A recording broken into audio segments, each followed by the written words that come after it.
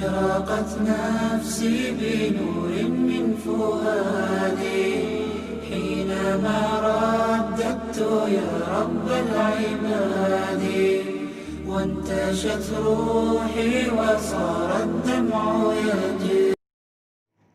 Alhamdulillahirrabbilalamin. Allahumma sholli wa sallim wa barik ala Sayyidina Muhammad wa ala ali Sayyidina Muhammad. Segala puji pada Allah sehingga kita pada kesempatan kali ini dapat belajar untuk membahas bagian kedua dari topik berjudul Meniti Hidup dengan Kemuliaan.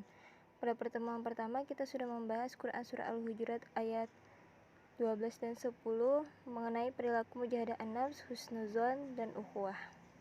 Pada pertemuan kedua ini kita akan membahas tentang makna kontrol diri, prasangka baik, dan persaudaraan, yang mana tiga perilaku tersebut merupakan perintah agama, yang semoga nantinya kalian dapat menunjukkan ketiga perilaku tersebut sebagai implementasi perintah surah Al-Hujurat ayat 10 dan 12 serta hadisnya. Taib, langsung saja. Secara sederhana, mujahadah an-nafs dapat kita artikan dengan kontrol diri dari kata jahada yujahidu mujahadatan, yang artinya kesungguhan. Sedangkan menurut istilah, yakni sungguh-sungguh melakukan upaya untuk tetap berada dalam setiap kebaikan dan menahan diri dari segala perilaku yang dapat merugikan dirinya, orang lain maupun lingkungan.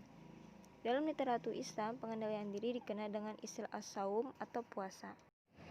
Di dalam hadis yang diriwayatkan dari Abu Hurairah radhiyallahu anhu bahwa Rasulullah shallallahu alaihi wasallam bersabda, Bismillahirrahmanirrahim. An Abi Hurairah radhiyallahu anhu anna Rasulullah sallallahu alaihi wasallam qala laisa syadidu bisur'ati innamas syadidul ladzi yamliku nafsahu 'inda ghadab, rawahul Bukhari wa Muslim. Ya, artinya orang yang perkasa bukanlah orang yang menang dalam perkelahian, tetapi orang yang perkasa adalah orang yang mengendalikan dirinya ketika marah. Hadis riwayat Bukhari dan Muslim. Arti perkasa atau kuat dalam hadis tersebut adalah kuat dalam keimanan dan berjuang menundukkan hawa nafsunya di jalan Allah. Seorang mukmin yang terbiasa mengendalikan hawa nafsunya, maka dalam semua keadaan dia selalu dapat berkata dan bertindak dengan benar, karena ucapan dan perbuatannya tidak dipengaruhi oleh hawa nafsu.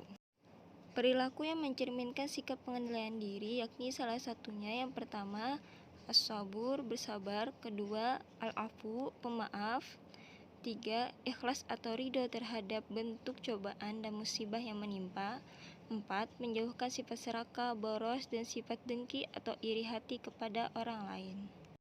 Perlu diketahui dan ingat, cara mengendalikan diri ketika kita sedang emosi ada 5 cara. Cara yang pertama yakni membaca ta'awuz, meminta perlindungan kepada Allah dari godaan setan. Karena jelas berdasarkan dalilnya bahwa marah itu bisa dari setan. Sebagaimana Nabi mengatakan jika kita membaca auzubillahi minasyaitonirrajim, niscaya hilang kemarahan yang dialami. Cara yang kedua yakni diam dan jaga lisan. Diam karena yang namanya marah itu jika keluar bisa jadi keluar kata-kata yang tidak Allah ridhoi. Ada yang keluar kata-kata kufur, mencaci maki, keluar kalimat laknat, hingga hal-hal sekitarnya pun bisa hancur. Kalau seseorang memaksakan dirinya untuk diam, maka hal-hal yang rusak tadi tidak akan terjadi. Cara yang ketiga yakni mengambil posisi lebih rendah atau berganti posisi. Sebagaimana hadis Nabi, bila salah satu di antara kalian marah saat berdiri, maka duduklah. Jika marahnya tidak hilang, maka sudah cukup. Namun jika tidak lenyap pula, maka berbaringlah. Hadis riwayat Abu Daud. Cara yang keempat yakni mengingat hadis dari Mu'az bin Anas al-Juhani. Rasulullah SAW bersabda yang artinya, barang siapa yang berusaha menahan amarahnya padahal dia mampu meluapkannya, maka dia akan Allah panggil di hadapan seluruh makhluk pada hari kiamat, sampai Allah menyuruhnya untuk memilih bidadari yang ia kehendaki. Hadis riwayat Abu Daud, Tirmizi, dan dihasankan oleh Al-Albani. Cara yang terakhir yakni segera berwudu atau mandi. Karena sebagaimana hadis Nabi, sesungguhnya amarah itu dari setan, dan setan diciptakan dari api. Api akan padam dengan air. Apabila salah seorang dari kalian marah, hendaknya berwudu. Kemudian sifat mulia yang kedua, secara sederhana husnuzon dapat kita artikan berprasangka baik. Husnu artinya baik dan zon artinya prasangka, atau sering kita gunakan istilah positive thinking. Husnuzon berdasarkan Quran Surah Al-Hujurat ayat 12 memiliki 3 ciri. Yang pertama, tidak suudzon atau tidak prasangka buruk. Kedua, tidak tajasus atau tidak mencari kesalahan orang lain. Yang ketiga, tidak menggibah, artinya tidak membicarakan aib atau kekurangan orang lain. Di dalam hadis, Rasulullah SAW bersabda, "Iyyakum wa dzanna fa inna dzanna akdzabul hadis." Rawahul Bukhari. Jauhkanlah dirimu dari prasangka buruk, karena sesungguhnya prasangka itu adalah perkataan yang paling dusta. Hadis riwayat Bukhari. Dalam ilmu akhlak, husnuzon dikelompokkan ke dalam 3 bagian. Yang pertama, husnuzon kepada Allah. Kedua, kepada sesama manusia. Yang ketiga, pada diri sendiri. Yang pertama, husnuzon kepada Allah dapat kita lakukan dalam bertakwa, yakni melaksanakan perintahnya dan menjauhi segala larangannya. Yang kedua, husnuzon kepada Allah dalam berdoa, yakni orang yang husnuzon itu ia yakin dikabulkan doanya, tapi bila belum diijabah maka inilah yang terbaik untuknya dan ia ikhlas. Yang ketiga, dalam berikhtiar atau berusaha dan bertawakal dalam setiap segala urusannya. Kelompok husnuzon yang kedua, yakni husnuzon kepada sesama, dapat kita lakukan dengan cara menjaga ucapan atau lisan agar tidak menyakiti hati orang lain, dan juga kita menjaga sikap atau perbuatan, salah satunya dengan cara tawadu atau rendah diri dan saling menghormati. Kelompok husnuzon yang terakhir, yakni husnuzon kepada diri sendiri dengan cara yang pertama optimis, yakni percaya pada kemampuan diri sendiri. Yang kedua, gigih dengan cara bekerja keras, tabah, dan rajin dalam setiap menuntut ilmu, mencari rezeki, dan berinisiatif atau berpikir.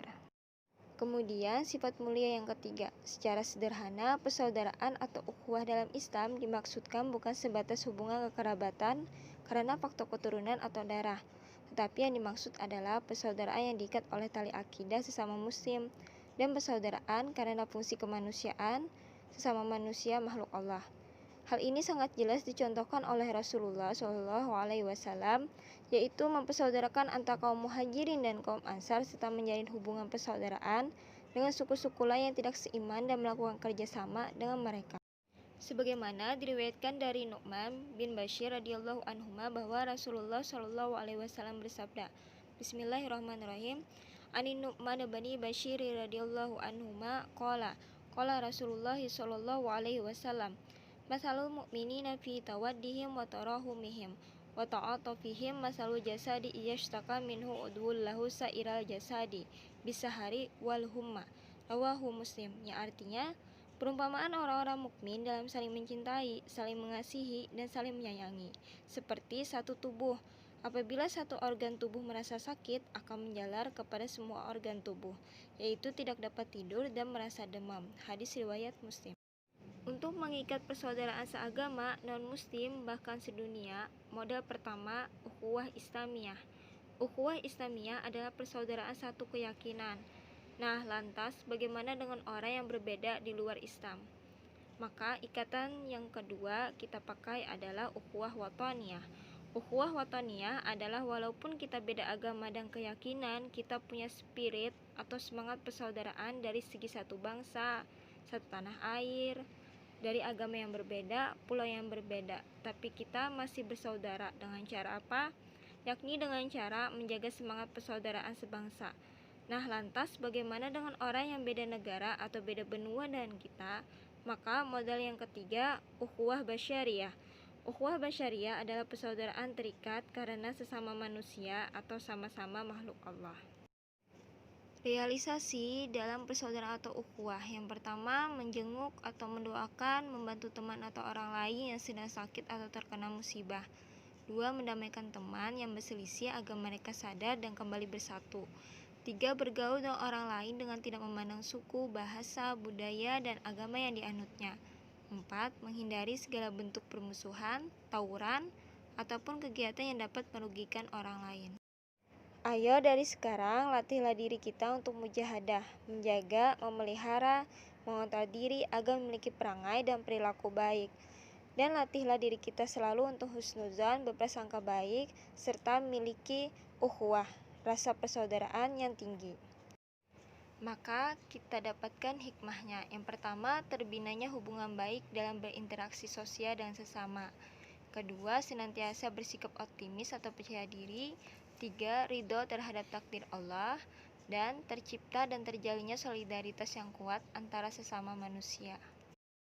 Untuk mengetahui tingkat pemahaman kalian, kerjakanlah evaluasi berikut. Jangan lupa tulis beserta soalnya.